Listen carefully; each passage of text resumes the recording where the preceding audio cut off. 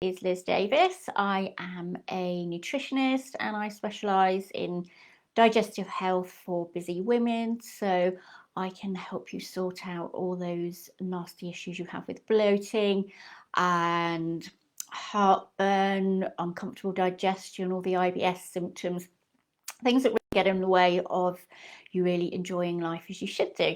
And so today I was going to tackle a real tricky area, which is calorie counting, and this can be really, really complicated for a number of reasons.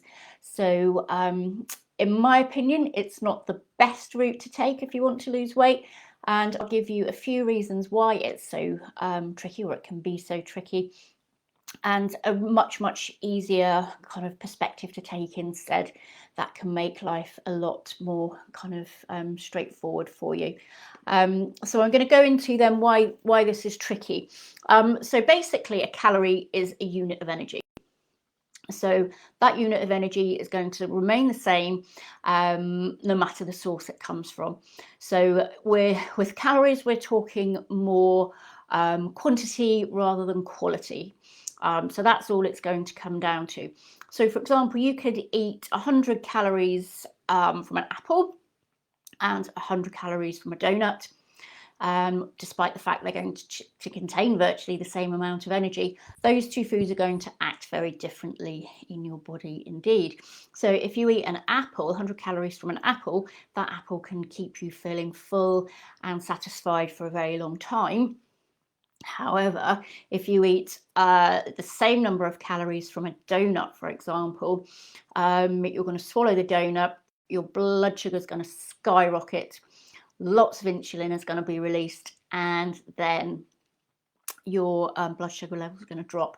The insulin is going to store any excess calories in the form of fat too, and then when your blood sugar levels drop off, you're going to be starving again. So you're going to be craving carbs, you're probably going to be anxious, jittery, and craving, very high carb foods again very quickly. So biscuits, donuts, cake, that kind of thing is what you fancy when your blood sugars drop that low. Okay, so there's that to consider. So the same number of calories, different foods acting very, very differently for you. Okay, so these different foods are going to affect things very differently. So different foods are going to affect your metabolism differently. They're going to affect your hormone levels differently, your hunger and appetite all very differently.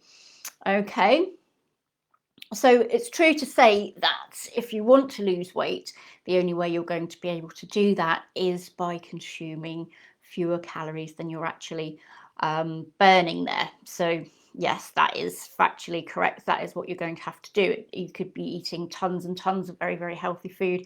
If it's too much energy for what you're actually expending, then you will get weight gain there. So yes, firstly, it's important to remember that foods are not just calories. They're made up of complex mixes of vitamins, minerals, macronutrients, enzymes, and they're all going to be working together to get you the nutrients you need for good health. Okay, the second point you need to bear in mind that if you eat high protein foods, then your body is going to extract fewer calories from the protein foods than it would, say, a high carb food. Even though technically they may contain the same number, your body has to work a lot harder at protein foods than it does at carbohydrate foods. So if you mix then foods together, they're going to act differently as well. So the separate components of foods are going to act a lot differently in your body than if you mix them all together. So for example, let's take a smoothie as an example. So if you have a smoothie which is made up mainly of fruits or blended together, and you drink that smoothie, your body is going to absorb and assimilate those calories very, very easily. If we add some protein powder into the mix, then it's going to make it a lot harder for your body to absorb those calories. It's going to be harder because it's got protein mixed in there, and it finds protein much harder to work with to digest. So protein foods keep you feeling a lot fuller for longer, that's why. And then it goes further. So not only that, but if the fact that the smoothie is raw is also going to make it much harder for your body to assimilate the calories than, say, for example, if you had similar foods but in a bowl of soup. So the bowl of soup, you've got the sort of just vegetables mainly, maybe, I don't know, some chicken or something, but it's the same number of calories, but your body is going to find the soup much easier to assimilate because it is the cooking process makes that happen a lot more quickly for your body. Your body can absorb that much faster. And then if you're going to take it a step further, we can then look at your the more processed foods are, then your body's going to have a much easier job of assimilating the calories from it. It's going to make it much easier for it.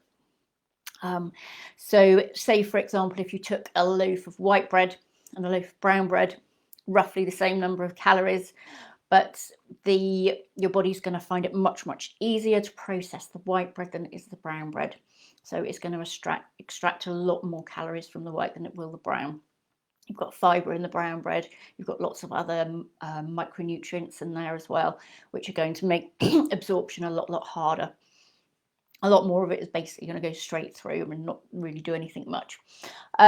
So the worst culprits here, when you're looking at this side of things, is things like sugary drinks.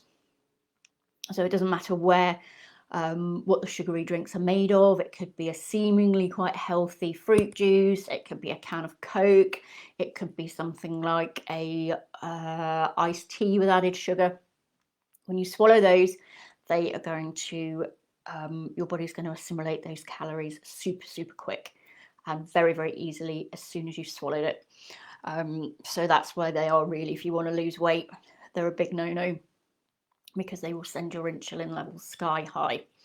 Okay, so, and it gets more complicated again, because then we've got to add in your hormone levels. So all your hormone levels are going to affect how your body uses calories. So we're talking here your hunger hormones, so ghrelin, leptin, the levels they're released at are going to affect how your body uses calories.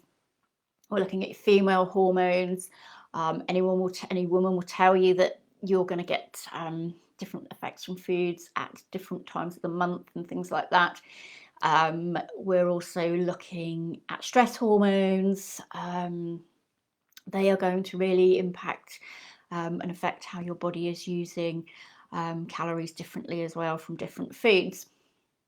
So there's an awful lot going on here, which is really complicated, which is really adding to how effectively your body is using or not using calories. Okay, and then add to that that everyone is unique. So the amount of calories we need is going to depend on our activity levels, our day-to-day activity levels, our fitness levels, what kind of exercise we're doing. It's going to depend on our age, our genetics, and of course, as I said, our stress levels. Another big area as well are your gut microbes. So how healthy your gut microbiome is, and if you've got healthy levels of gut bacteria, then they are going to really kind of get in there and regulate how well your body uses the different calories from the food and what you assimilate and what you don't. Okay, so I hope that helps a little bit to clarify why it's not that useful to really focus solely on calorie counting. What you should be doing instead is focusing on whole unprocessed foods and eating a rainbow of fruit and veg every day, and really get that quality nailed, and then the rest should follow. Okay, so I hope that helps, and I shall speak to you next time. Okay, bye bye.